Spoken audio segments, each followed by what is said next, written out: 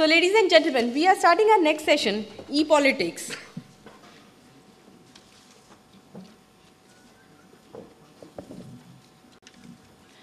It is our pleasure to invite the session chair, Dr. Jaideep Bhattacharya. Dr. Jaideep Bhattacharya is noted e-governance expert and is president, Center for Digital Economy Policy Research. Dr. Bhattacharya is also adjunct professor at IIT Delhi and vice president of Institute of Open Technology and Application, Government of West Bengal. He has been responsible for the creation of the next generation of solutions for governments based on the open standards. Dr. Bhattacharya advises government on e-government strategies. Now I invite our eminent speakers, Mr. Shivendra Singh Chauhan, Team Anna.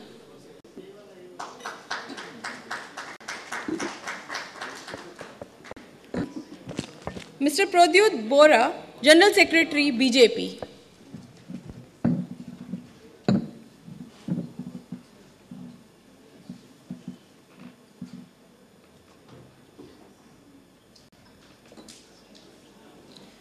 Mr. Prabir Purkasta, Research Unit of CPM.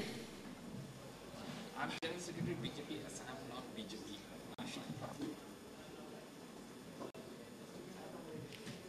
Vaishali Ali, District Convener, NGO Cell, Uttar Pradesh Mahila Congress.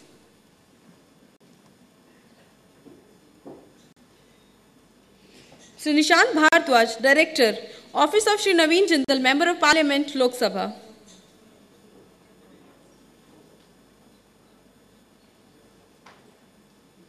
Mr. Prananjay Guha Thakurata, Media and Political Analyst.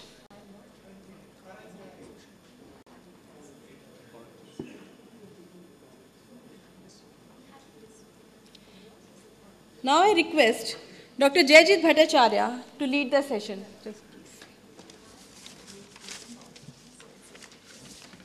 Thank you.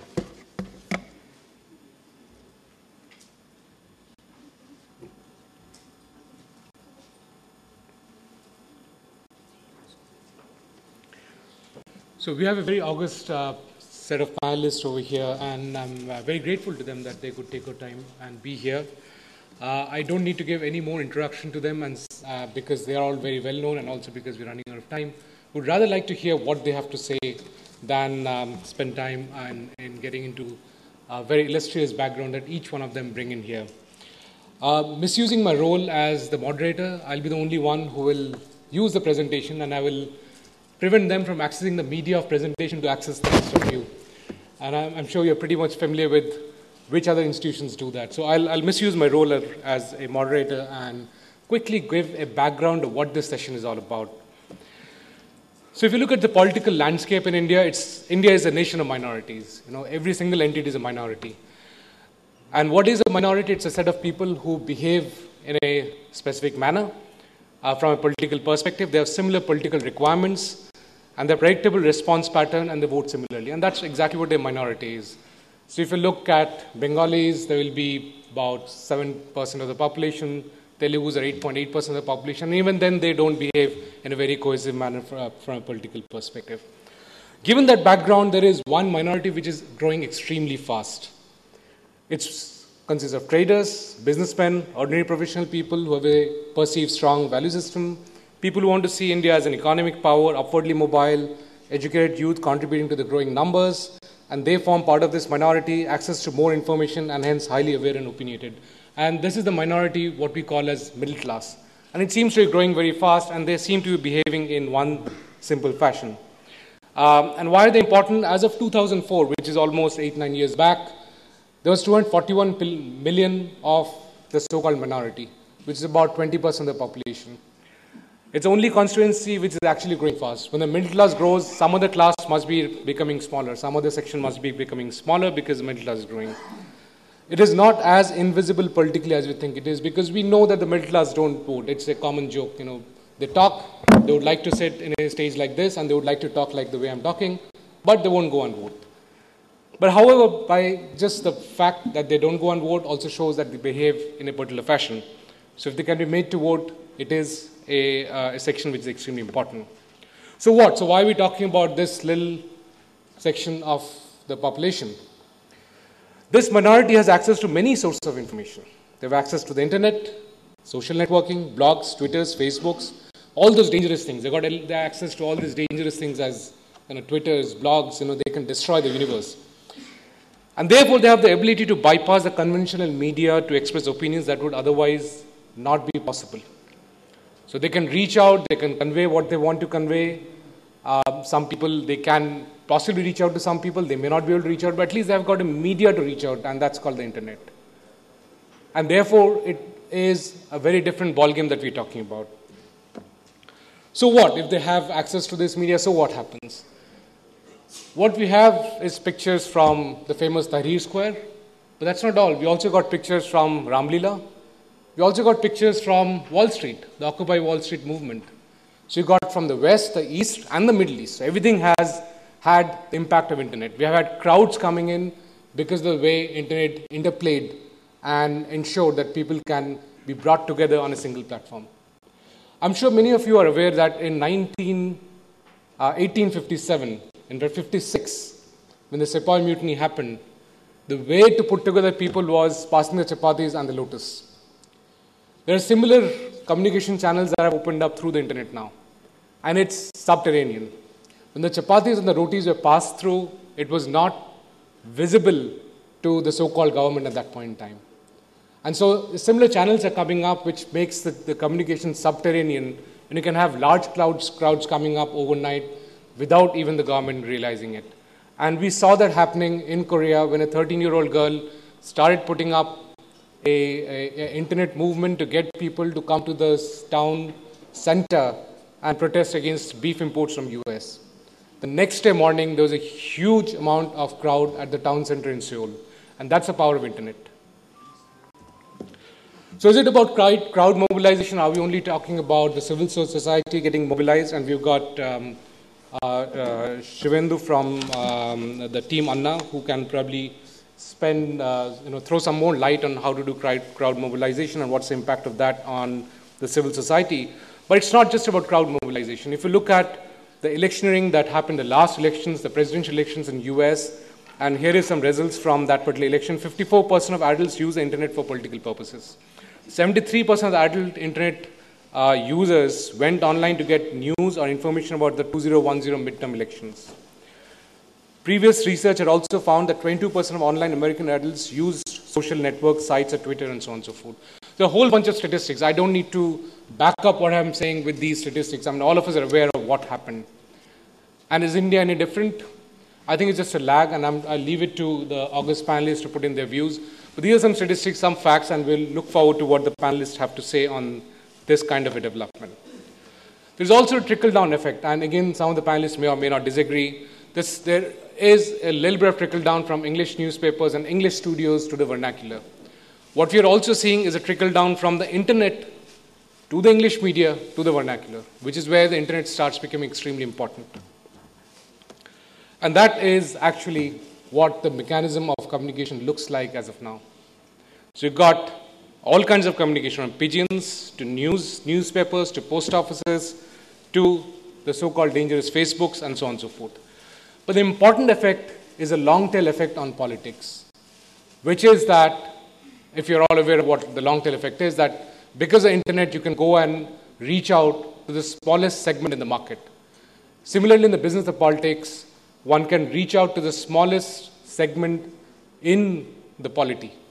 So a single working woman becomes a set of people who have specific requirements, and the internet can actually reach out to them and provide a specific need and address a specific need for them, politically speaking. And therefore, that's the kind of impact the internet has. It can personalize the political requirements and reach out to the various segments in a society. And after the election is over, so internet is not just an impact on the election, but after the election is over, we also see the impact of internet on policy making. We've got a Facebook site on India Against Corruption. We've got an RTI site. We've got many other movements which came up. There was a movement against the nuclear deal, which all was fueled by the internet. So it's not just the electioning process.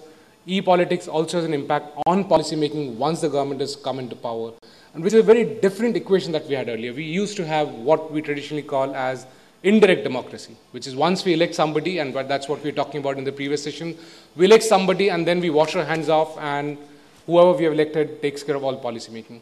But here is a change dynamic that even after the election process is over, the citizen can exert pressure and get the policy making done in favor of what they think is the most appropriate way of doing the policy.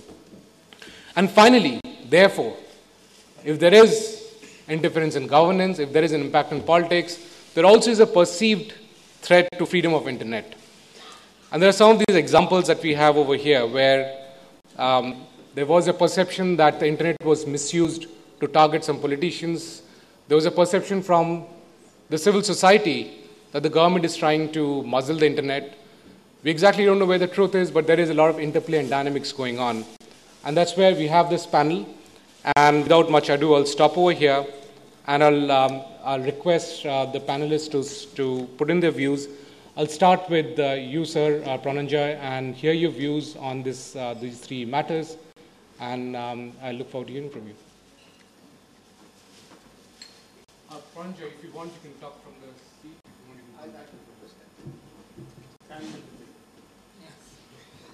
Thank you, Professor Jayajit Bhattacharya. Good evening, ladies and gentlemen. It's my honor, my privilege to be here with you, and I'm also very happy that I'm the only person in this panel, besides the moderator himself, who does not belong to any of these political parties. In fact, I must confess that I made my living for the last 35 years criticizing all these political parties.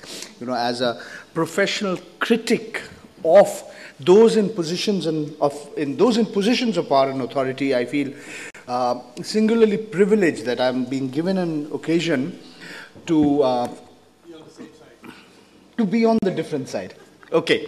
You know, it's very fashionable, at least among middle classes, to sort of bash all politicians. And, you know, I'm not one of those. I've been writing and I'm a student of the political economy of this country. Therefore, I don't want to bash all politicians. I think there are politicians, and some of them are actually very decent people. And believe it or not, there are difficult to find, but you might even find politicians who are honest. They exist. I know you will not believe me, but I can tell you that in each of their parties, there are a few people who are decent, honest, ethical. But I also know that they're in a very, very small minority.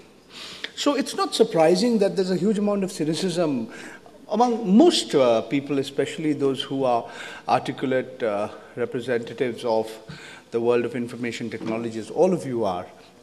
But to come to this topic of ePolitics and how is the new world, how is the brave new world of the internet media affecting politics? Now here let me suggest that India is not Egypt, India is not Tunisia, India is not South Korea or the United States of America. What we've seen across the world is having an impact on India, but in different ways. I was surprised that Professor Jayajit Bhattacharya didn't mention WikiLeaks. He talked about Tahrir Square, he talked about India against corruption, Occupy Wall Street. Right now, even as Julian Assange awaits whether or not he's going to go to Sweden and whether or not he's going to be accused of having done all kinds of things which he allegedly shouldn't have. The point is, WikiLeaks is a phenomenon. And if we look at it as a phenomenon, I think it's very, very interesting to look at it, how technology has changed politics and is changing politics. I mean, if you want to put 20,000 pieces of paper in the public domain, you will need about 20 trunk loads, and it would take about 4 able-bodied men to pick up those trunk loads. Why do I say this? Because when the good Mr. Raja was being taken to Patiala court, and the CBI had about 80,000 pieces of paper. There was the evidence that they had collected. They took about 8 trunks, big trunks, and they had to load it. They had 2 or 3 truckloads of these trunks to take them to the court. So today you can carry 20,000, what is equivalent to 20,000 pieces of paper, even more than that, on an iPod, which you can carry around in your pocket. So yes, technology has change the way we live, we work, and the way we practice our politics. Most importantly, WikiLeaks never had at any point of time more than 8 or 10 or 12 people working with that organization. But different points of time, some of the most powerful organizations on the planet, including arguably the most powerful establishment on this planet, that's the government of the United States of America, felt threatened that all this muck, all these so-called secret cables entered the public domain.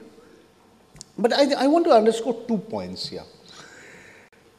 WikiLeaks would not have had the impact that it had if the new media had not interacted with the existing media.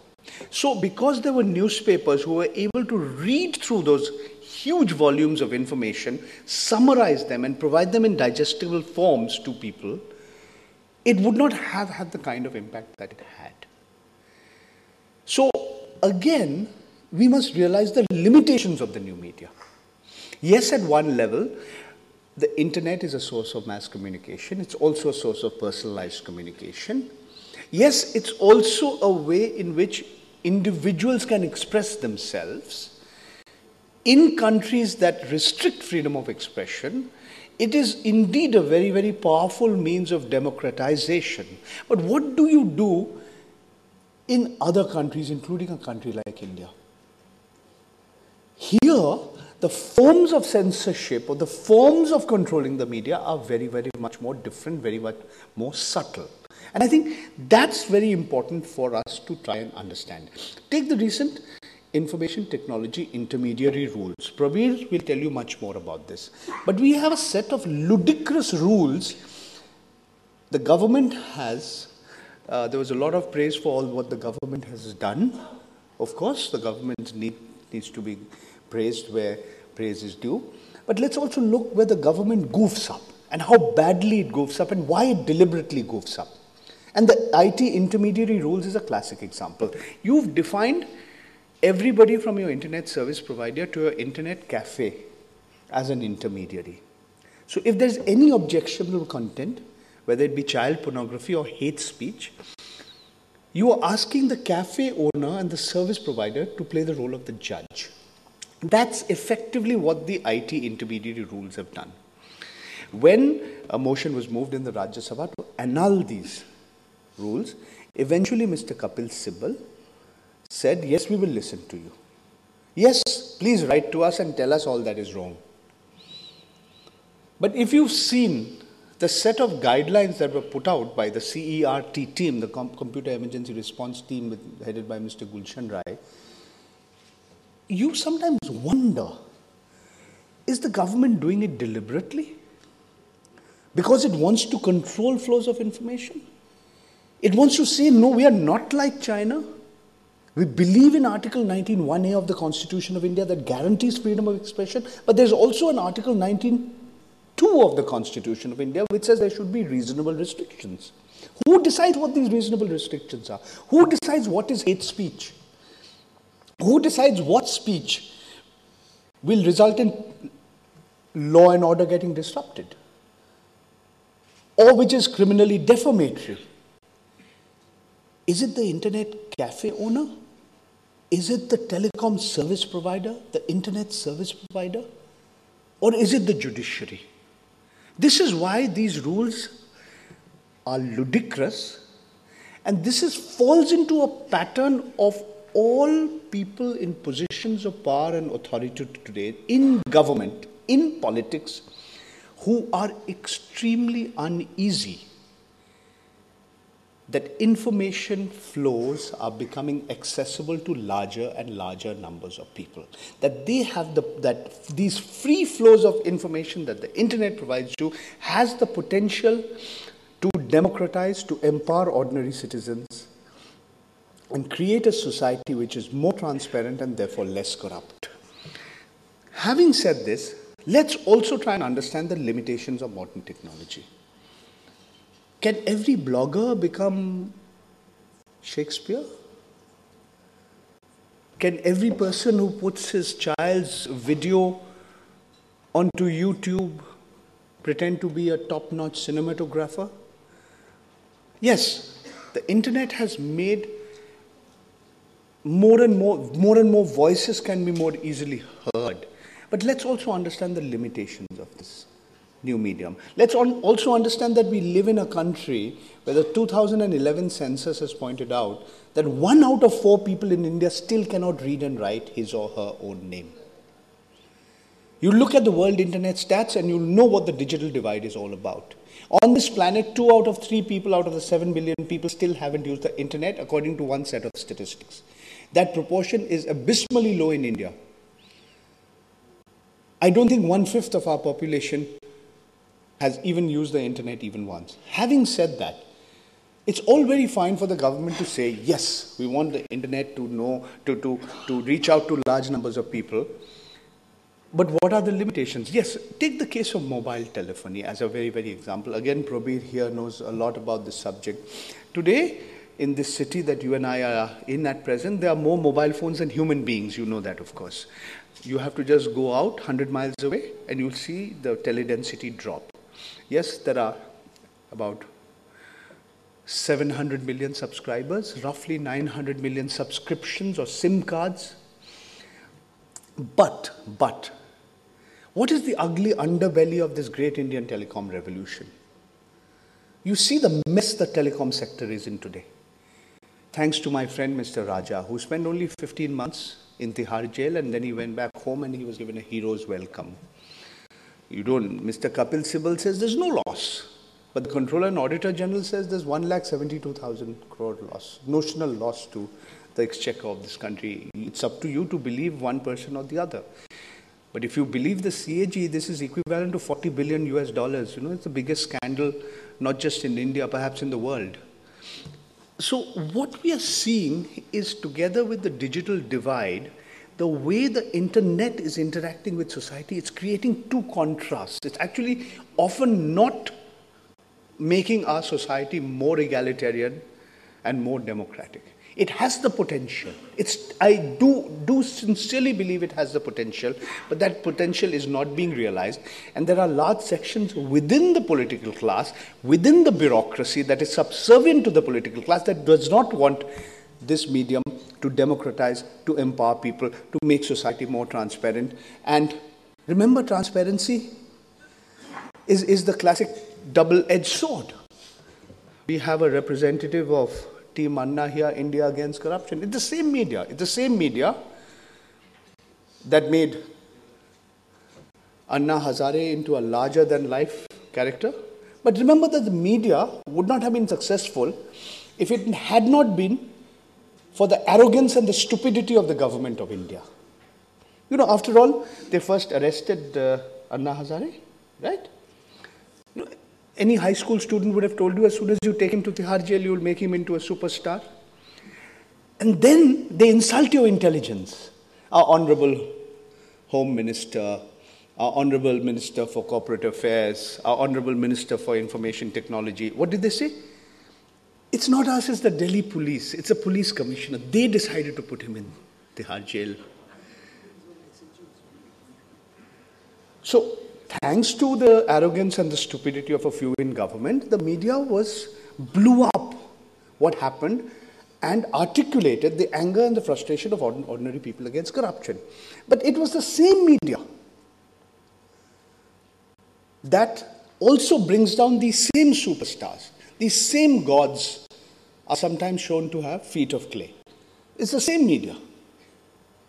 So the media also acts in more ways. You know, it's that double-edged sword.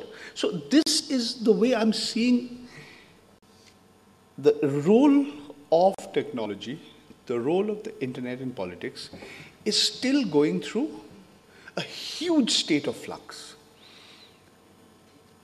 It's almost as bad as the political situation that prevailed in the 48 hours that one. Now you know that Pranab Mukherjee the UP has formally stated that he's going to be our presidential candidate. But the kind of confusion, the kind of chaos that you see, out of that, the question is, will Indian society, and especially the underprivileged sections of Indian society, will they truly get empowered?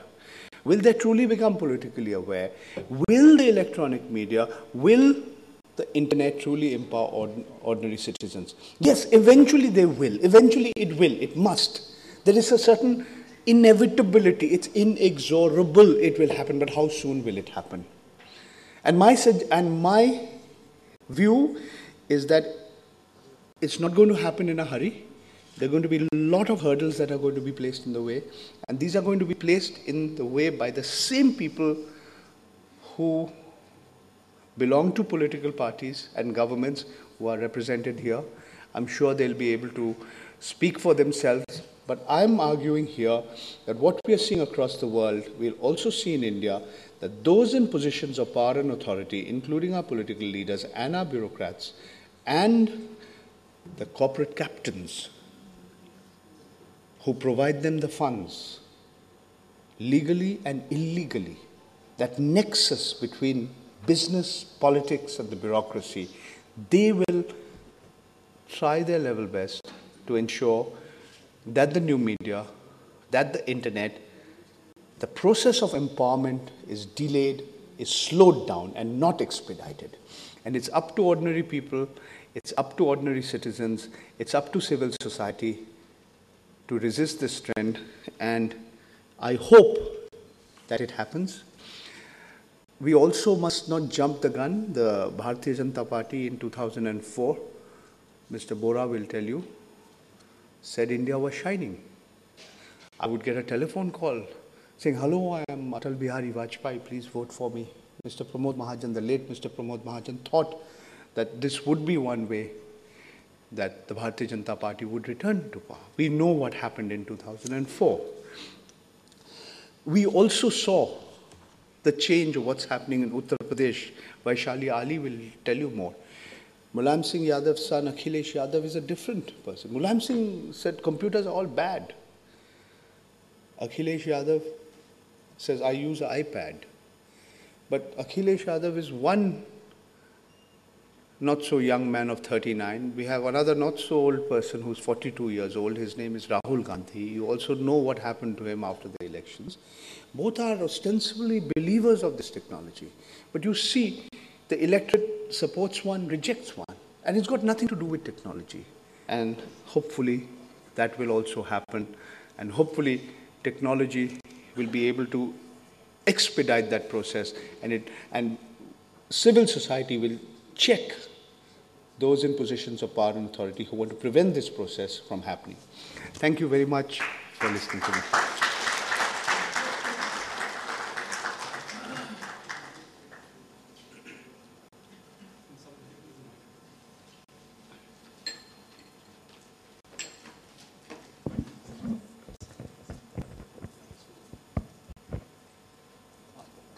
Thank you, Paranjoy. As usual, that was a brilliant painting of the landscape that we have in terms of the impact of ePolitics. And Paranjoy, let me guarantee you that the set of honorable men and women we have on the stage are truly honorable, even though they are politicians. And that's not oxymoronic. So since you ended the tone with, and you talk with BJP, I would request Pradyut to share his views. And Pradyut is actually had a career with Hewitt Associates and a bunch of private sector firms. And he did his MBA from IIM Ahmedabad, which again is an honorable institution. So Pradyut, can I hear your views on the issue? Yeah, whatever you want. 5 minutes, and then we come back to you. Okay.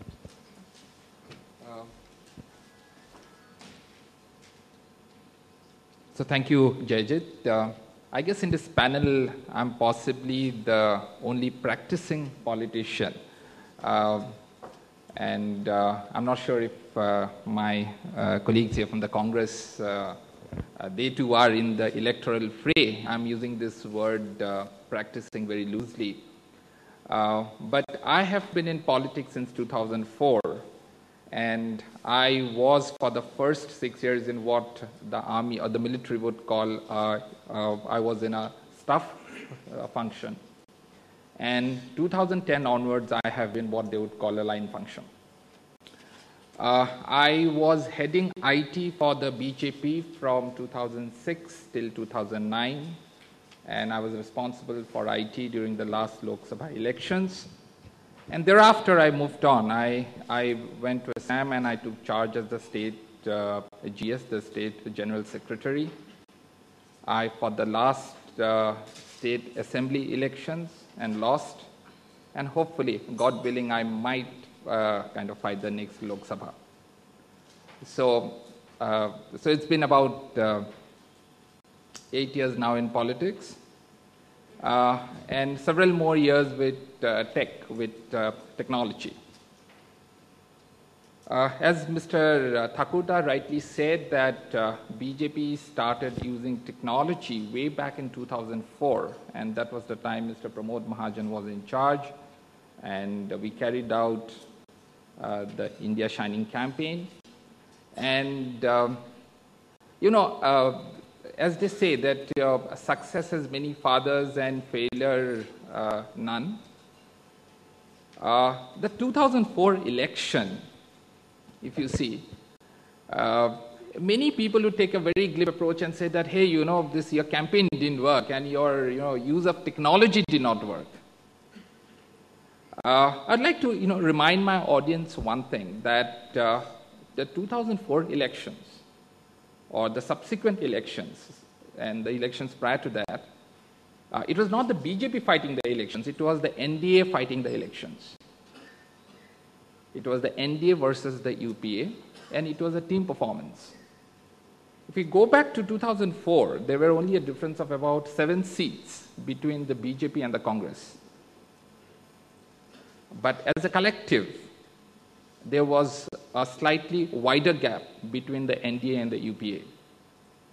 Obviously, our political calculations did not go as according to what we thought, else we would have come to power in 2004 itself. Historical trends indicated that every 5 years there is a change of power in Tamil Nadu. So 2004, we thought a similar change would take place in Tamil Nadu. It did not. Till 2004, the media was saying that Mr. Chandrababu Naidu is the CEO of Andhra Pradesh Incorporated. And nobody, including all the wise men in the media, thought that he would lose. 2004, Mr. Naidu lost very badly in Andhra Pradesh. So that led to the NDA loss. And 2004, nobody expected the left to do so well in Bengal. They had their best performance in all these years in 2004. So it was a series of political steps and missteps that led to the loss in 2004. And I think it's not correct to kind of ascribe any development to technology or any failure to technology. Because technology is a medium just like anything else. And every medium, whenever it makes its appearance, brings in some amount of discontinuity. I think radio shook up the political landscape when it made its appearance. Television did it likewise. And today, worldwide, the internet is doing it. So the people ask me one question, that will use of technology lead to electoral success? And what is the point of using technology if you're not going to win? And I think these questions such as these come from a fundamental, I would say, a non-understanding of internet and technology. People think that the internet, SMS, video conferencing, they all are magic wands, and the moment you start using a website or internet, automatically your vote share would go up by X%. I think it's a very, very dangerous approach to take, because classically what is said in communication, that communication consists of two parts, the medium and the message. And for long, people have held that it is the medium that is the king. It is the message that is the king and the medium is irrelevant. Now, if you take the same approach, if you take the same idea, same paradigm to technology, to internet, and say finally, what guarantees electoral success is the message and not the medium, I'm sure one would be far safer using technology. 2009 Lok Sabha elections, I think we used technology in a major way. And I think it's the media, the neutral media, that kind of pointed out that BJP was far ahead in the use of technology, not just in the election campaign, but also internally. We became possibly the first organization in the world, possibly because we don't have documented proof to the contrary, to have automated our entire organization using open source. BJP's routers are open source, BJP's SAN, storage area network is open source, BJP's Wi-Fi is open source, you name it, and we have used open source like nobody else in the world has. So that's the level to which we took technology. Today, within the BJP, about 9 state capitals are connected on video conferencing. And I'm not sure how many political parties in India are using technology to that extent. We have our own mailing system, we have our own hosting center, we have our own data center. And mind you, this entire thing is run with volunteer effort. We have a paid staff of 2. And they are very low-end hardware engineers, essentially for PC-level troubleshooting. So it's a volunteer-based effort that runs this entire IT infrastructure. So BJP doesn't use technology only for electoral gimmicks, and it is not about "Main Atal Bihari Vajpayee bol raha hoon." BJP uses technology in-house immensely. And if you look at the last election, 2009, along with our manifesto, we came up with a supplementary manifesto. We didn't use the word manifesto. We call it a vision document. We came up with an IT vision document. We didn't come up with the infrastructure vision document. We didn't come up with the agriculture vision document. We came up with an IT vision document. So apart from the manifesto, this was the only supplementary document we came up. And we made some revolutionary announcements. Unfortunately, didn't get the mandate to execute it, but going forward, should we get an opportunity, I'm sure we'll do it. What are the things we promised in that IT vision? Number 1, a bank account, an online bank account for every Indian.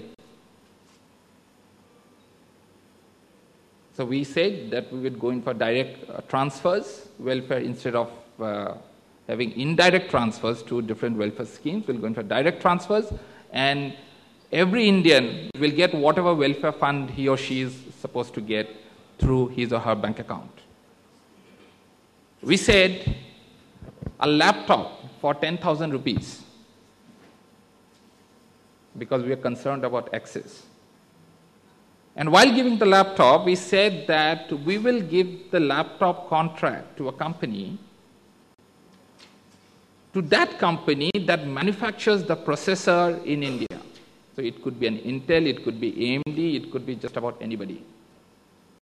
But the laptop the government of India is going to give out at 10,000 rupees is the price point we selected way back in 2009. The processor has to be manufactured in India. So this is a national level competency that we in India do not have. We design chips, but we do not have the capability to manufacture chips. So we said that. Third thing we said that just like we have a National Highway Authority of India, and I'm sure all of you are aware that this entire highway program and the village level road network started during the NDA regime. We said we will have a National Digital Highway Authority of India, which will be responsible for creating the backbone, the national backbone, and putting in place the national backbone and running it. So today, the national backbone is run by Power Grid, Railtel. So we said that we would take the grid from these government companies, put it together under one National Digital Highway Authority of India. We talked about changing governance. And for that we said that if the central government is really going to be e-enabled, it is not going to happen under the Ministry of Information Technology. If it's going to happen, it has to be directly under the Prime Minister. So we said that we are going to take the Department of Administrative Reforms and we are going to take the Department of E-Governance, put it together, and create a Department of Smart Governance and put it in the PMO. So this was BJP's commitment. So we talked about entire holistic change, and if you go to the BJP site, you'd still get that IT vision document. We talk about, just like you have the Election Commission. If I'm not mistaken, we also talked about something like a Citizenship Commission. And the Citizenship Commission would be in charge of a unified ID, and the kind of conflict that you are seeing today in this government, where the global media is talking of policy paralysis, of this fight between the UID and the NPR, the National Population Register. In our scheme of things, something like that wouldn't have happened. So as an organization, as a party, we talked about changing India through IT. And within our party, we said that if we are going to change India using the power of IT, using the power that IT gives us, it's important that we start using IT in-house. And that's where we began our journey. Coming to my personal story as a practicing politician and currently as a grassroots politician, does IT make a difference? The answer is yes, it does make a difference. It is a very powerful medium of communication. It allows for personalization like nothing before. You cannot personalize radio, you cannot personalize television. So the degree of personalization IT allows and the degree of targeting IT allows, prior media did not allow. Extremely powerful. But the reality, as Mr. Thakurta pointed out, the reality between the borders, beyond the borders of Delhi, is very, very different. In my constituency, which is Guwahati, and Guwahati is the most developed city in the entire northeast, even in a place like Guwahati, the extent of net penetration currently is extremely poor. The infrastructure, the net infrastructure, internet infrastructure, currently is immensely poor. So I think, can IT make a difference? Of course, IT can make a huge difference both to the political process as well as to the governance process. But I think we are far, far away from being a South Korea or a Hong Kong or a Singapore, as Mr. Thakurta said. And I think it's got something to do with political will. I'm fairly confident that had we had that opportunity, which the Congress currently had, I think the numbers that you are currently seeing of internet users, of internet penetration, and the quality of internet connectivity you get would have been very, very different. So this is what I wanted to make as a part of my initial comments. Thank you. Thanks, Praveen. That was very insightful. I'll just take a break because Paranja needs to leave. And thank you so much, Paranja, for coming. Ravi, are you here? Ravi Gupta? Ravi will just take care of you and show you the way out. Thank you, Paranja. With that, we'll move to our next panelist, who is a combination of both a politician and a civil society person, is a social worker, and focus on specifically women issues. Vaishali Ali is also actually a cost accountant by profession and works with the Congress party. So Vaishali, can we have you, please? Can I speak from here? Sure.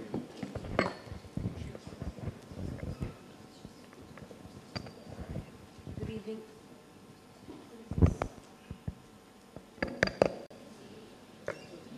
It's working? No, yeah. Good evening, ladies and gentlemen. Firstly, I would like to say a special congrats to Professor Bhattacharya for calling me from all the way from Lakhimpur, which is quite far, of course not as far from Guwahati, but the place is very, very remote.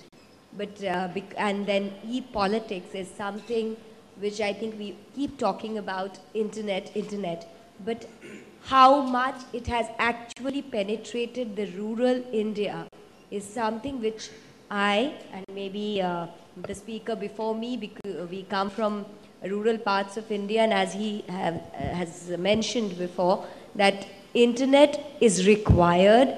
It's people want to be a part of internet. They want to access the internet to understand what the government is doing, but accessibility is not as much.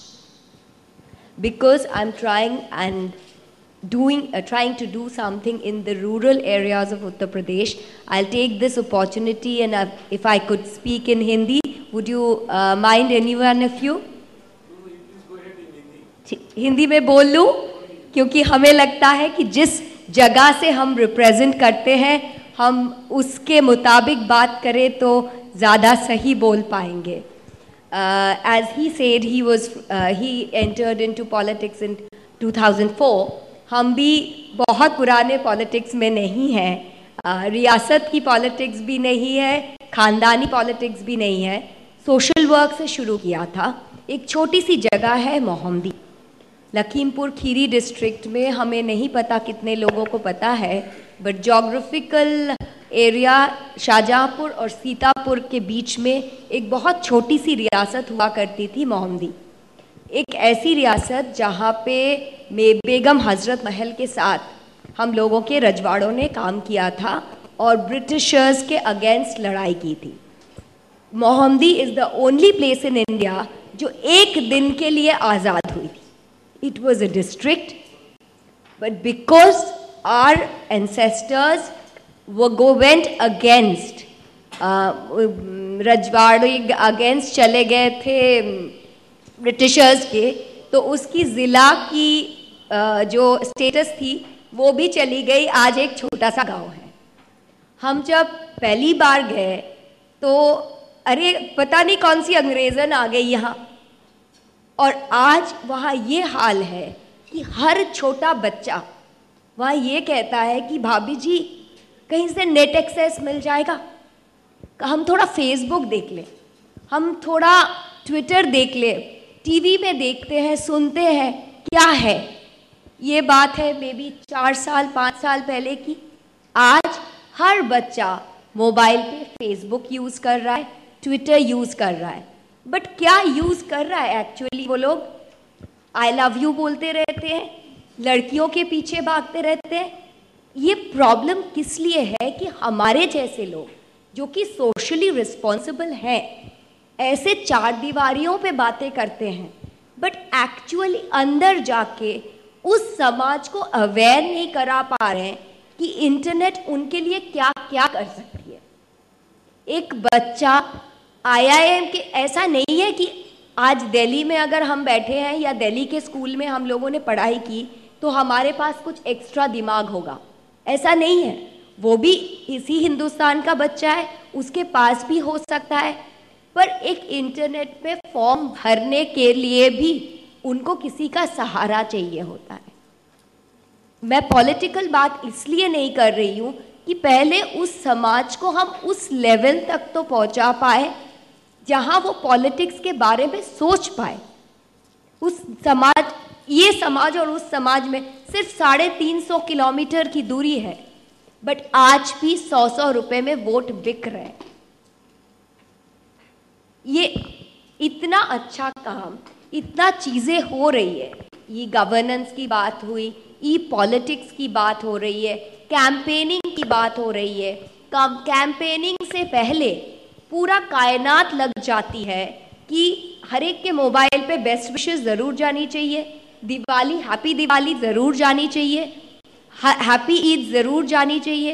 ये जब नेता बन जाते हैं, जब MP बन जाते हैं, MLA बन जाते हैं, जब सरकार बन जाती है, तो क्या उन लोगों को, जिन लोगों ने आपको वोट दिया, उसको वो नहीं आपसे हैप्पी दिवाली मांग सकते हैं या हैप्पी ईद मांग सकते हैं? क्या आपका फ़र्ज़ नहीं बनता कि आप उनको बताओ कि आप कर क्या रहे हो उनके लिए? इंटरनेट बहुत ज़्यादा ज़रूरत है, बट क्या हम उस लेवल तक पहुंच पा रहे हैं? मैं ये क्वेश्चन जयजीत जैसे प्रोफेसर्स को इसलिए कहना चाहती हूँ क्योंकि इन लोगों ने बहुत कुछ किया है, बट बहुत बड़ा देश है, बहुत बड़ा देश है, जहाँ जानी चाहिए वहाँ तक please पहुँचाइए।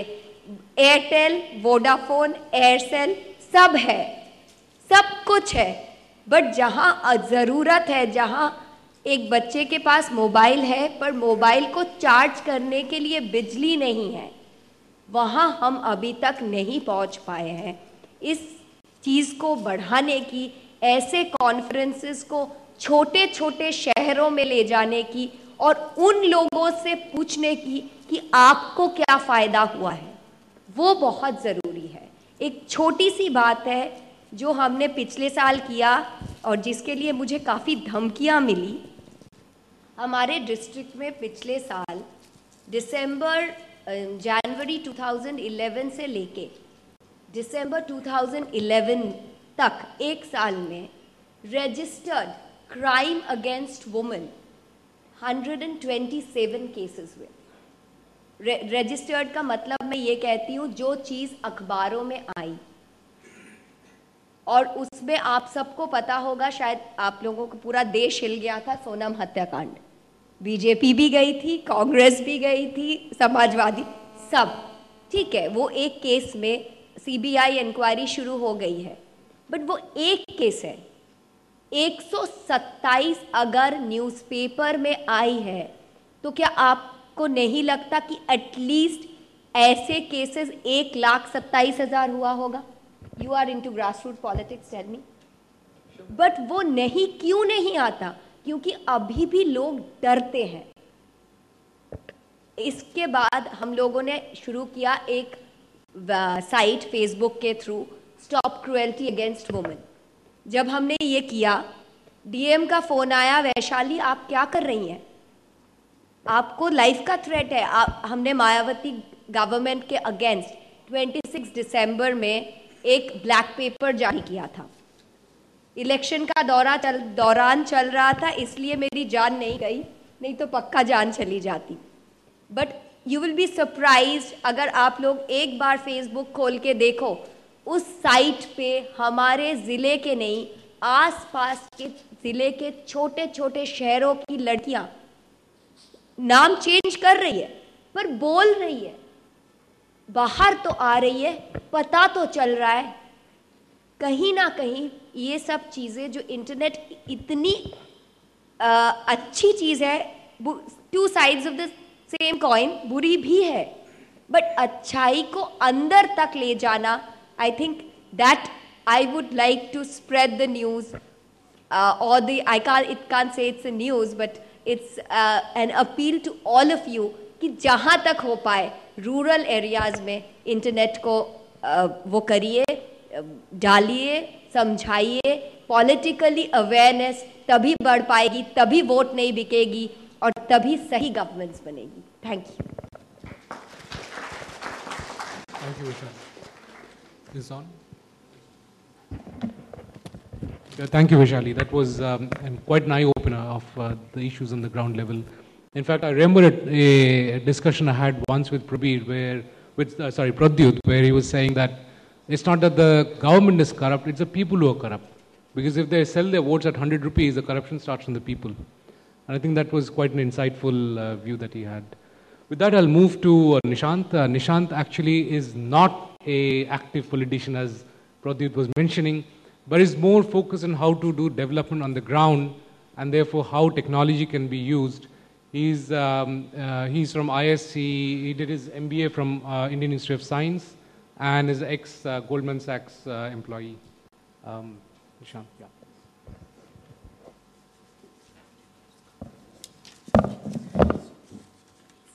First, I'd like to thank Jayjeet both for inviting me as well as clarifying that I'm not an active political practitioner. So, all of us here today are probably here because of our work related to governance and whatever we tend to do in small towns and villages. These places are definitely remote and these places are definitely way off the highways.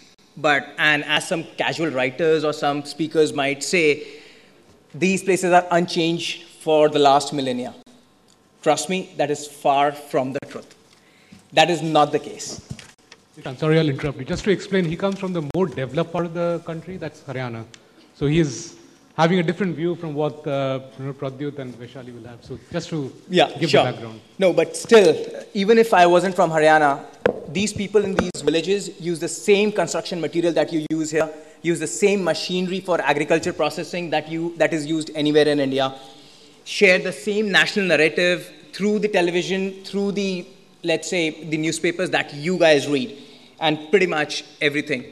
You might be surprised, and Vaishali clearly pointed out that the best way these days to teach people computers or internet in villages is to hook them to Facebook. That's the first thing we do when we do development, is open a Facebook account, and then rest is history. This is the power of internet that we see. So it is pretty much natural then that internet also goes into our social and democratic setup and the political setup. And for a lack of a better word, probably you could call it a cyber democracy. A cyber democracy, I would assume, is a democracy in true sense, because everybody is on the same platform, has the same choices, and can share their opinion on the same level, as in nobody has a stronger voice or a lesser voice. That is cyber democracy. For the lack of time, I'll try and, because definitely I can assume, what was politics, or what is politics and democracy, as people say? It was basically a representative democracy, which has always been a fundamental difficulty. If ideally we were to speak, it should work on a broad consensus on issues, on stands taken by the leaders, and not by particular groups. But this was never possible, because there were always these hundreds of thousands of people every leader or every candidate had to go to. Nearly impossible physically. The basic tool for politics has always been cadres, religious groups, key opinion leaders, student groups, and so on and so forth, where the associations and the affiliations actually made the difference. So it was never an issue, it was never the leader, but the affiliations and associations. So therefore, definitely impossible to raise people on particular issues. The internet and the social media is changing that. Now one can raise issues, connect to the people who are probably raising the same issues or actually agree to your point, and definitely mobilize people. Let's say, if this is a hypothetical scenario, if 800 to 900 phone users today, including the fixed lines, were to get social media access, don't you think it will be easier for all of us to reach them and just talk about a single issue or an opinion? It definitely would be. You would be surprised to know, and definitely because I work in the development field as well as talk to other people here in different political parties also, that from a candidate's point of view, linkage to a social media is not a luxury anymore. It is actually a need. Believe me, voters are much more educated and aware than we have ever thought. Just recently, I was there in a remote village in Haryana, and the person sitting on the other end humored me on the 28 rupee BPL threshold, vis-a-vis the 35 lakhs spent on the toilets. This is awareness. And these guys, you would be surprised to know, were between the age of 70 and 80 years. People who couldn't walk, probably had never ventured out of their villages for the past 10, 20 years. So it actually is the need for each candidate to have a social media presence. People would definitely tell you, and probably would say, that the internet penetration is not so high. But then I'd like to take a step back and just take you to Delhi 10 years back. I don't think so even 10% of the population at that time knew how to climb escalators. Fast forward now, I assume everybody knows how to climb escalators and do it in their daily life. Simple basic change, advent of metro, escalators installed in each metro station, and people started doing it. So 9 years and the whole population actually climbs escalators. That is the penetration. The more the public uses it, the penetration, the more mandatory it actually becomes for the political parties, for the candidates, or for that matter, any leader or any opinion leader to actually get to the internet. If you're not there, so let's say even Google, what people do on Google. it's a character verification certificate. Whatever you've done for the probably past 20 years or 3 decades, everybody can search and get to know. It's a character verification certificate, and if you're not there on the media presence, people would believe what is being said there. So today we are in I'd say this is like an unprecedented era where we have transparency and information, which is to an extent never before. Every minute, the scroll on the news websites is pushing to masses. This news is not only from across the world or around India, but every nook and corner in the country where nobody ever thought anybody could go to.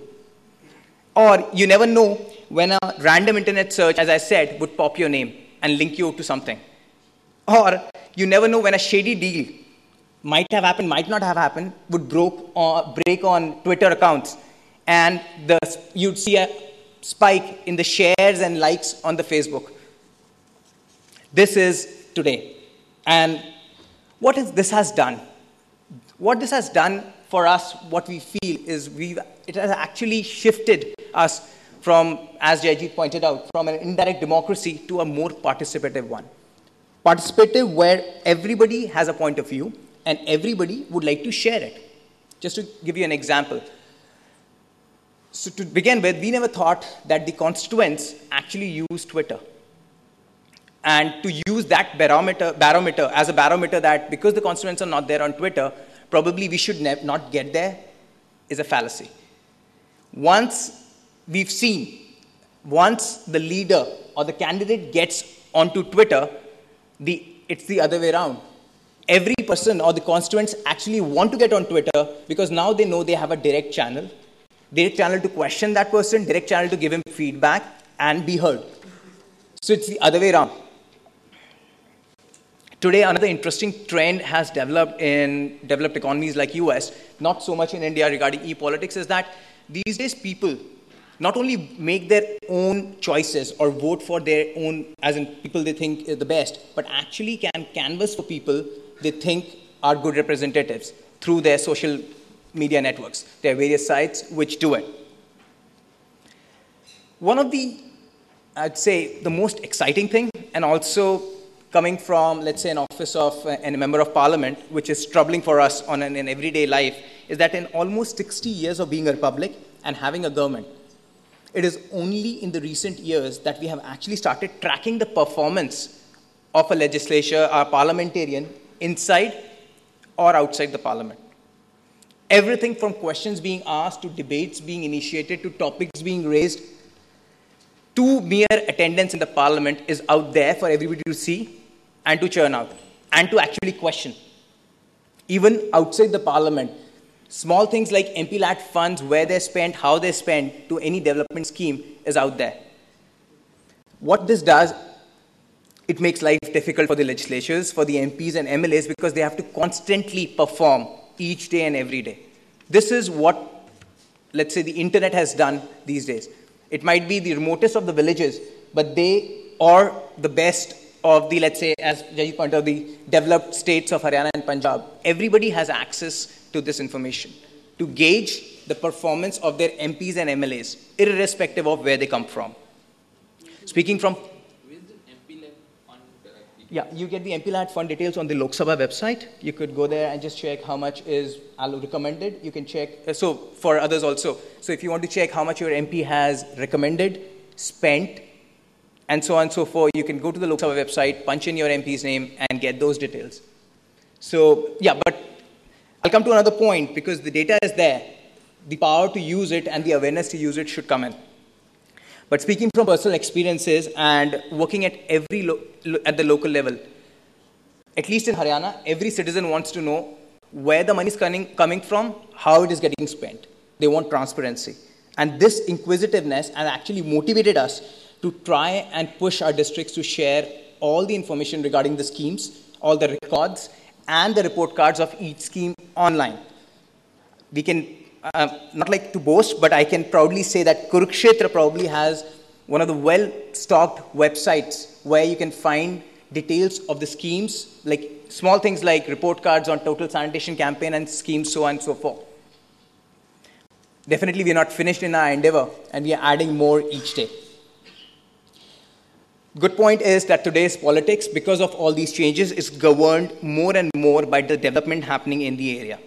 And we definitely see, as an office and when I talk to other people, that this power of internet and social media can be harnessed to increase upon the efficiency and the effectiveness of our efforts, be it political or be it in the social development space.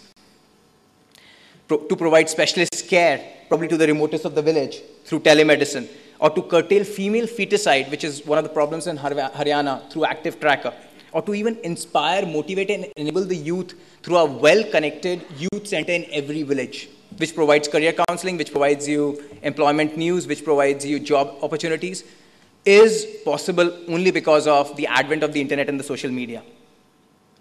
Small thing like where to put a hand pump is become important using internet, because we want a maximum return when you put a hand pump. You want a maximum coverage of population and the sweet potable water.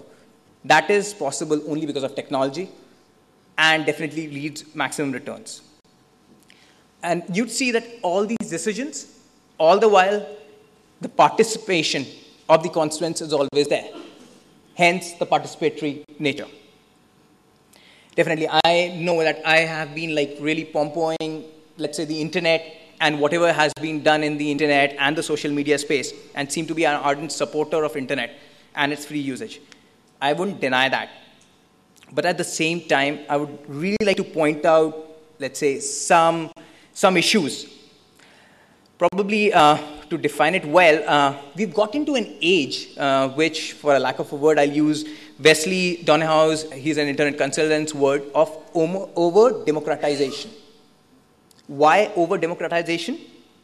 Because we need to give our politicians, across party lines, not talking about a single party, but we need to give our politicians the flexibility to design laws and take tough decisions without their every decision becoming a referendum, actually, on Facebook or Twitter. That is what we are running into these days. Every decision they take becomes a referendum and goes into the loop. Also, in my opinion, as I said before, the common masses might have the data, but might not be that aware on how to use the data or the background on the data. Small thing, SSA, Sarv Shiksha Abhiyan, everybody's heard about the scheme. There are various components to it. You go on the net, you can find the various components. For the first 6 to 8 months, you'd probably see a zero expenditure against the school uniform and the school notebooks. And definitely, I'm pretty sure, if you were to see this in your district, you would go to the district collector or to the MP and say, no money is being spent on school uniforms, no money is being spent on school notebooks, probably the money will lapse or you'll eat it up. No, that's not the case, because that money is actually meant to be spent in the last, let's say, last quarter or the last 2 months, because that is when the session starts. You'd probably see it for the 6 and 8 months as zero, and you'd probably go to your MPs and scream at him, but then we need to understand. So this is where, or let's say MP lads, when we say MP lads, like I just told you guys, MP lads, you have the recommendation, you have this thing. The problem is, It is also important for them to inform it in the same table. What is going in the bottom line of the comment saying, this is the bonus is on them. Yeah, sorry. I could answer that saying that by simply saying that not everybody goes into the fine print or the details. Let's be frank, everybody wants to make a headline out of whatever is there. But definitely, that could be a solution. But we need to be wary of these things. Let's say MP lads, I just talked about, and I'm pretty sure you'd just probably go home and open up a MP lads and see what your MPs actually recommended or what has been spent. And then you'd come back saying, my MPs just spent 60%.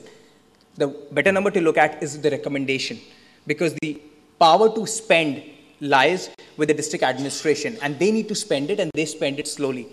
What your MP can do is actually recommend the stuff. So these are small points, but definitely, unless until you go and check, you raise that question, you would not get the answers. But just be a bit wary of it, because what happens, sometimes people who are not that aware get victimized by media propagandas and so on and so forth. Another problem that I feel, and I'd probably wrap it up quick, another problem that I feel is that being exposed to such, let's say, volleys of information about government processes and going through the administrative clutter, the masses lose focus and objectivity. Let me give you an example. When you go into a restaurant, and if I was to make you wait and show you how the food is cooked and everything, I would say 8 of the 10 times, you'd probably not enjoy the food. Because you will be lost in analyzing the process of preparing the food instead of enjoying the taste and the aroma at the end. Or you'll probably be just, let's say, out on enthusiasm on it. Your purpose in going to a restaurant was to enjoy the prepared food and not to know the process of preparing the same. This is what happens when we cut through the administrative clutter or probably just wait for the processes to get over. In conclusion, I would definitely have told you what things to be wary of. But I would like to reiterate, despite of the shortcomings, I talked about the changes are inevitable for all of us sitting here and for all of us sitting out there, both sides of the table. And in the long run, they would be definitely beneficial. It is an improvement in progress. It is a work in progress. And they would be beneficial in the long run. So we need to just gear up for it.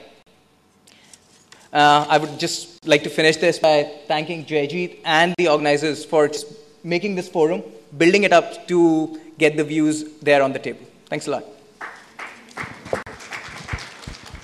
Thank you, Nishant. That was a brilliant articulation. With that, we'll move to Shivendra Singh. Shivendra, as you would have seen in the brochure, is from Team Anna. He's actually a lawyer by training, but a journalist by career. And he is the key organizer of the India Against Corruption campaign online. So, Shivendra, can we hear you?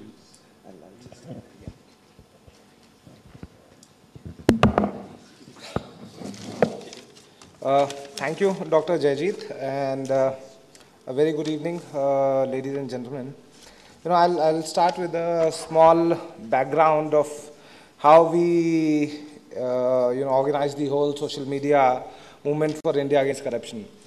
It dates back to sometime in October 2010 when we met the activists of civil society and we decided to have a campaign on Lokpal. I was kind of given the responsibility of handling the social media part. I created the Facebook page and the Twitter handle, the @JanLokpal Twitter handle. And,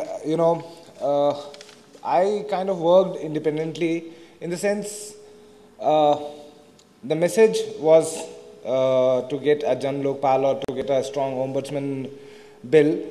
And apart from that, we used a lot of innovative content, videos, poems, even jokes, to get people hooked onto our social media pages, our Facebook pages, our Twitter handle, to get more followers, to get more fans. And on 30th January last year, we planned a rally in Delhi. So there was to be a march against corruption from Ramlila Maidan to Jantar Mantar. And the march was to happen in Delhi. Now, we kind of put that information on Facebook page and, we got a lot of inquiries and a lot of people were also keen or showed some interest that they wanted to take part in such a rally or in such a march in their own cities. So, on the Facebook page itself, we started scouting for volunteers, for volunteer leaders, for coordinators. And in about a month and a half, we had more than, we had coordinators in more than 60 cities across India and 4 cities in US. So on 30th January, we actually had a 60 citywide huge rally, which kind of, gave us the confidence to aim bigger, achieve more. By April, before Anna started his fast on 5th April, we, on the strength of social media, internet, email, all those things, we had a huge network in more than 300 cities, coordinators, appointed coordinators, not really appointed, but, because it's an informal organization. It's not even an organization, it's a movement. So we had presence in 300 plus cities in India, around 100 cities across the globe. We had our coordinators, volunteers, a huge, mass of people willing to come onto the streets on 5th of April. Well, the mainstream media did the rest. From 5th April, Anna sat on a fast, and the rest is history, as I say. Now, on our social network, we, as I said, we did a lot of innovative content, things that mainstream media might not do. And again, mainstream media is not our real media. It cannot be our real media. I mean, it's a large chunk of the revenues come from the government, DAVP, government agencies, PSUs. So you cannot expect them to be fair and independent and impartial, and so we needed our own media, and social media really helped us create this kind of awareness to to reach out to people, to increase, to reach more and more people. And it's a democratic medium. It's very user driven. It cannot be influenced by by some agencies or by the government. People have their opinion. I mean, it's the people's opinion that matters. As I said, in April we had a huge network and everything. From April till August, we kind of worked on propagating the message came back to the social network. Tried and getting more people in the loop, trying and getting more organized for the August agitation. And even in August, we did a lot of crowdsourcing and organization through Facebook and Twitter handles, because our Twitter handle was being consistently followed by mainstream news, mainstream channels, and whatever we would post on our Twitter handle would end up in the in the news tickers in on Times Now or the news channels. So that the mainstream media actually gave us the multiplier effect. So we've experienced the role of social media and the power of social media in not just in social movements, but there have been other instances as well. And since I'm going to speak on ePolitics and the impact of internet on the business of politics. There's just one fact I'd like to share with you. In terms of mainstream media, we have more fans and more followers, and in terms of sheer numbers, we are larger than Indian Express. So that's the kind of influence we have.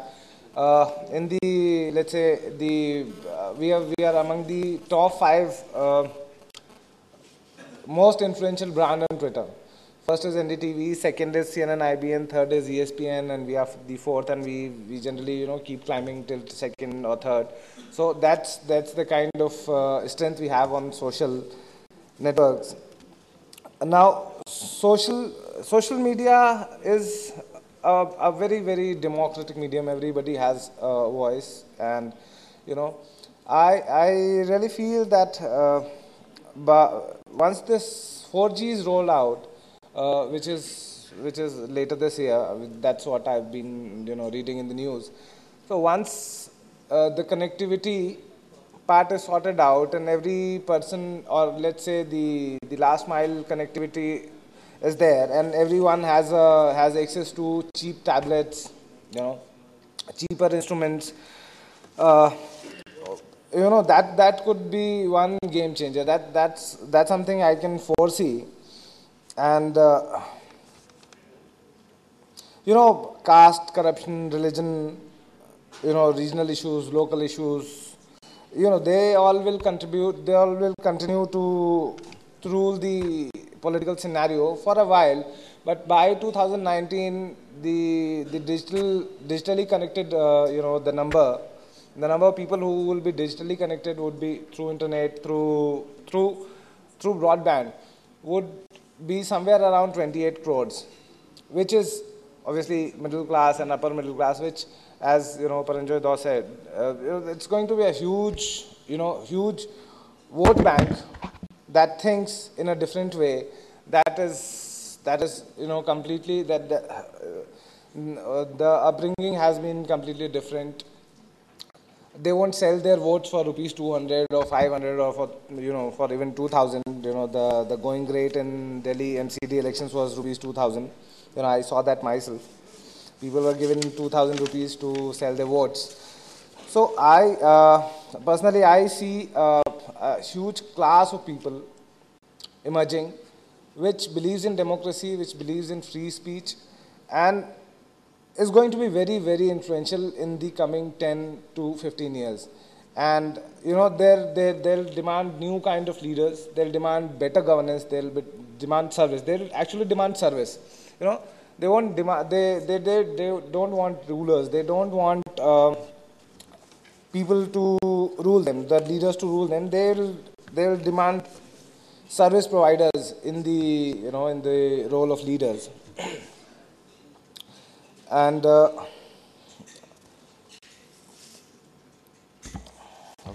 so and again, Vaishali has already spoken, and and we've very promising, very young people here who are into active politics, which gives you a hope, and which is quite an indicator of things that are coming our way. And I think, as I said, the role of social media is going to grow in the future. Maybe Facebook might become obsolete, Twitter might become obsolete. There could be completely different social networks which might be more mobile oriented, or more could be anything in content, or in form or in format. But they'll continue to play a huge role, like WikiLeaks, like Anonymous India. Government tried to throttle internet, and we have a group called Anonymous, which is an international group. They do DDoS, which is a delayed distribution of service. Not really hacking, but they make sure that nobody gets to access your website. So they've done it for several websites, even the party websites. So the more government tries to gag people's voice, such we'll see such voices coming together and resisting such attempts. And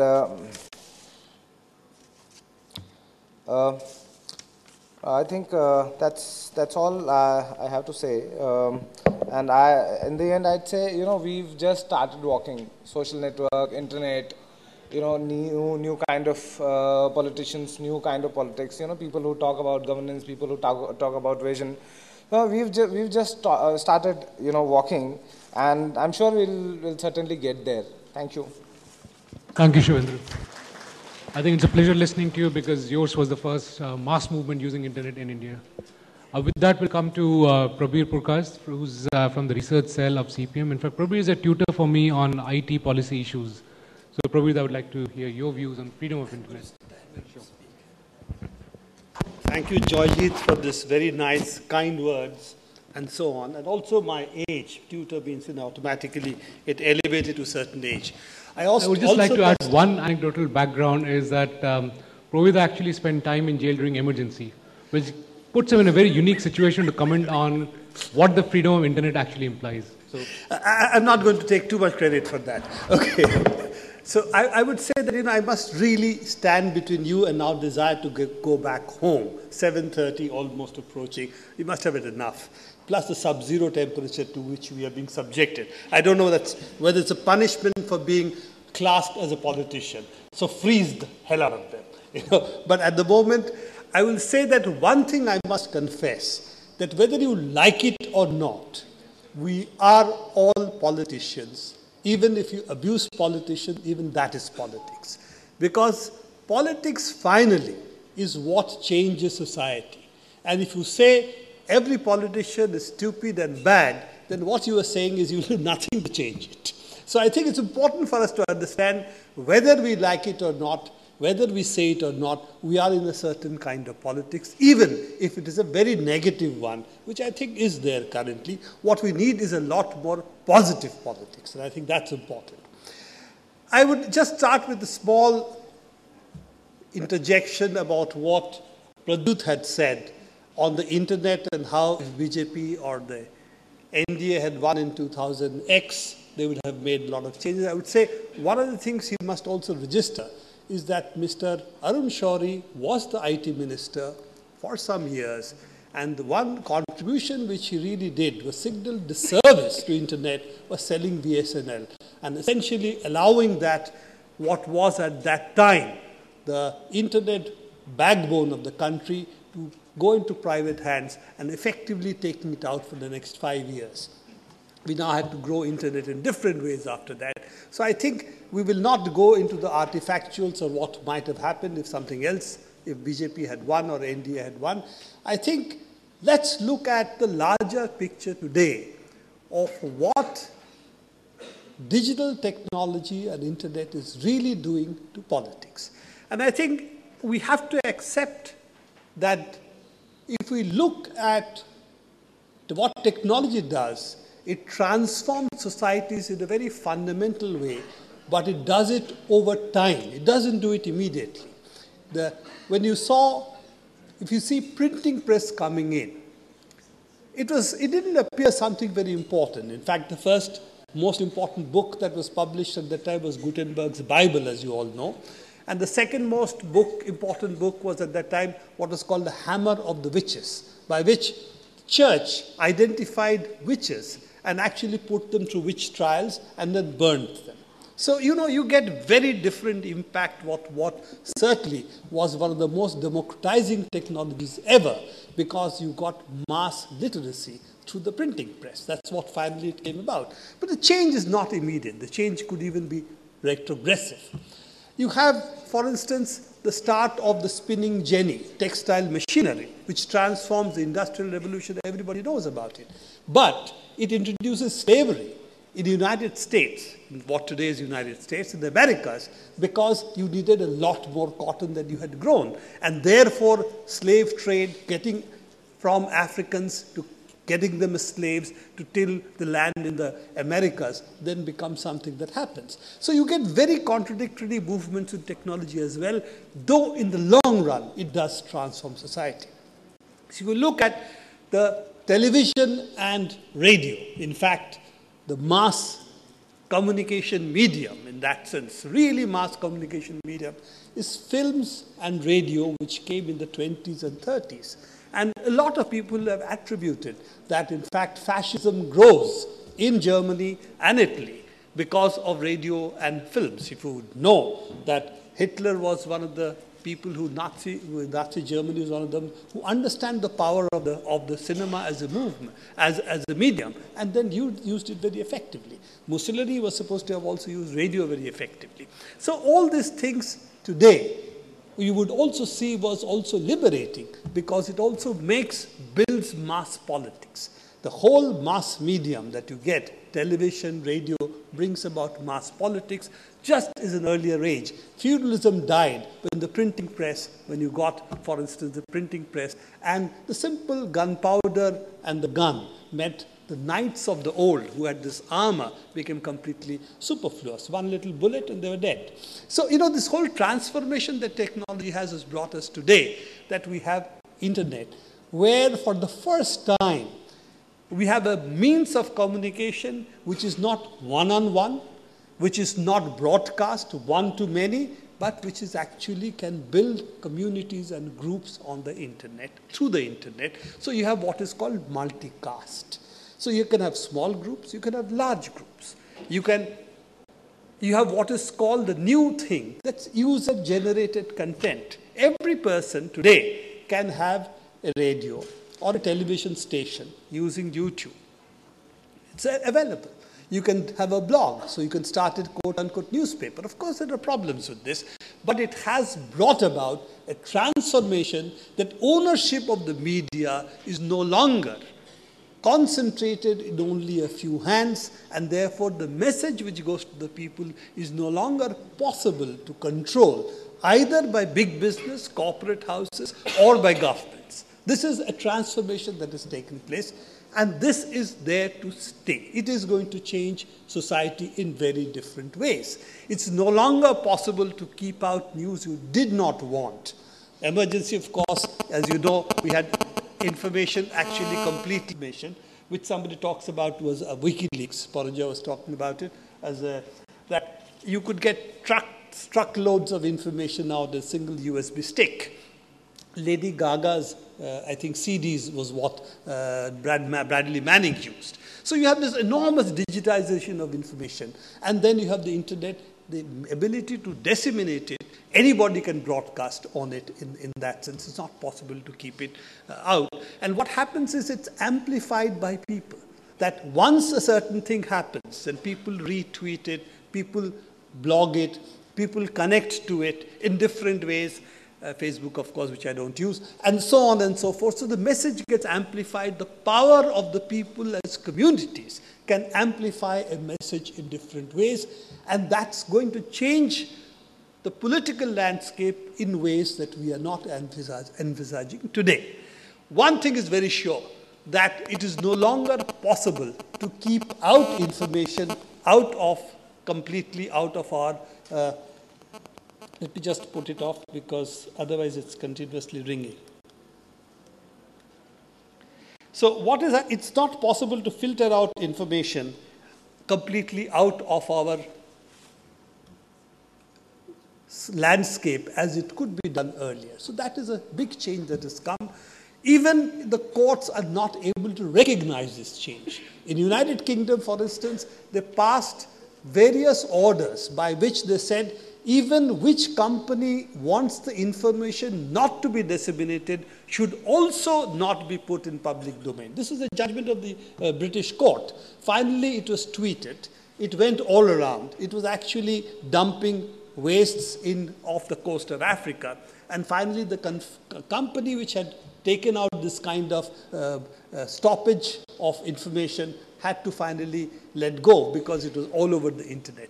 So, of course, we have a much closer example, Mr. Singhvi. Now, what happens in all this is it's not possible to keep out information from public domain because today you cannot, even the courts cannot control the channels that exist. Mass communication is no longer restricted to few media companies, therefore even the courts cannot do it. Now the question is, of course, it has problems. It has problems because if you really look at fundamentally one thing, you have freedom of speech. You have restrictions which are called reasonable restrictions, pornography, child pornography, hate speech, and so on.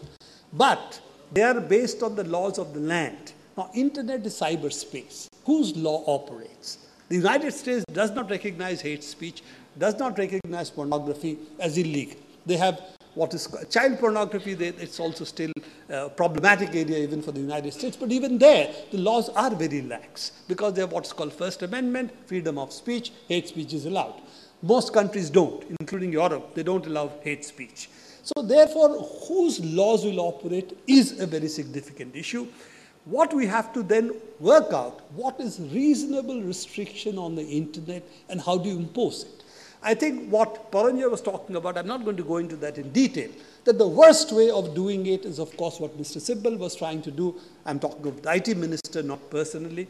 What he was trying to do is this internet rules that have been brought out, not the Internet Act. That gives a protection to the intermediaries of a certain kind, what is called safe harbor.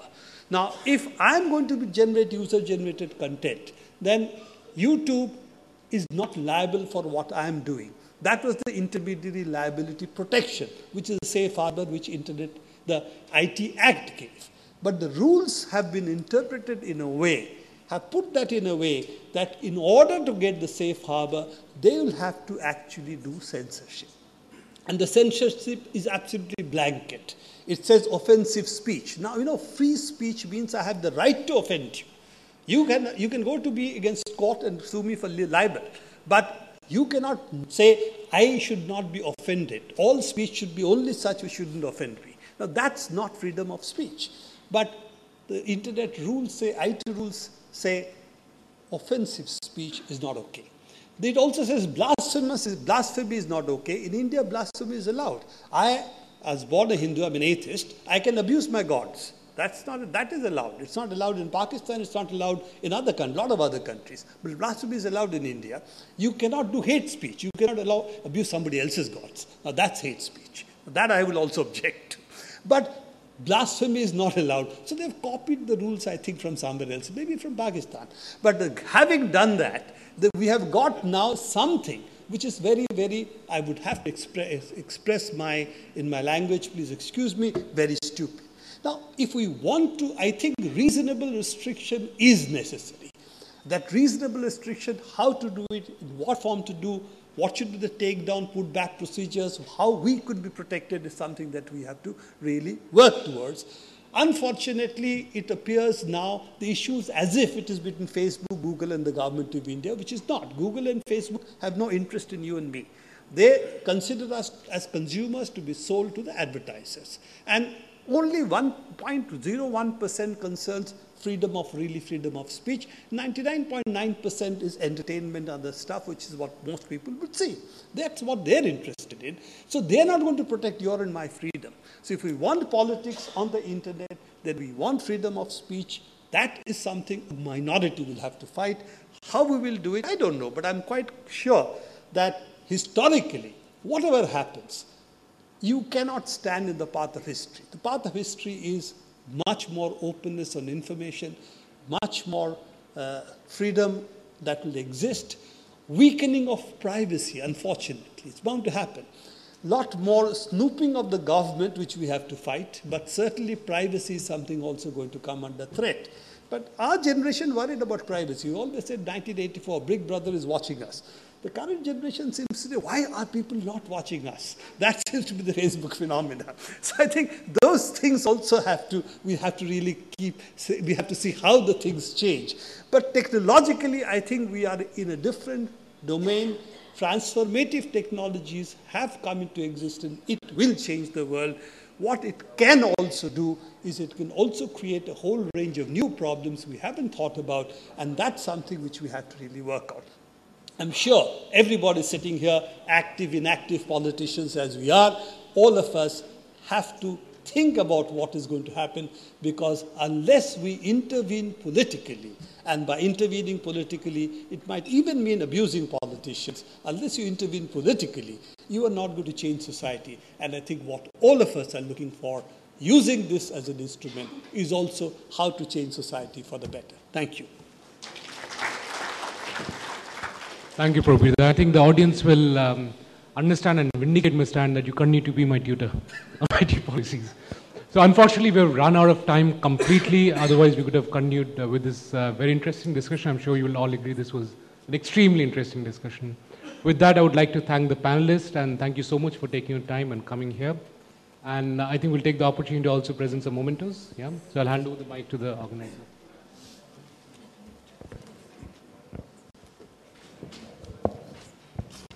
We thank all of the speakers on the dais. Now I request the session chair, Dr. Jayajit Bhattacharya, to present token of thanks to our speakers. The Shivendra Singh Chauhan, Team Anna.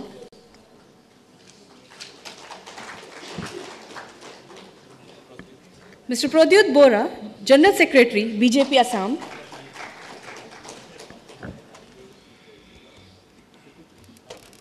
Mr. Prabir Purkastha, Research Unit of CPM.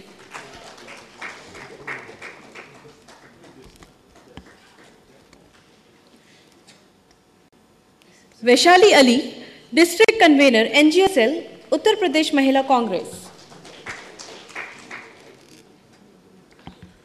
Mr. Nishant Barnawal, Director, Office of Shri Naveen Jindal, Member of Parliament, Lok Sabha. And I would like to request Dr. Ravi Gupta, Editor-in-Chief, eGov, to present memento to Dr. Jayajit Bhattacharya.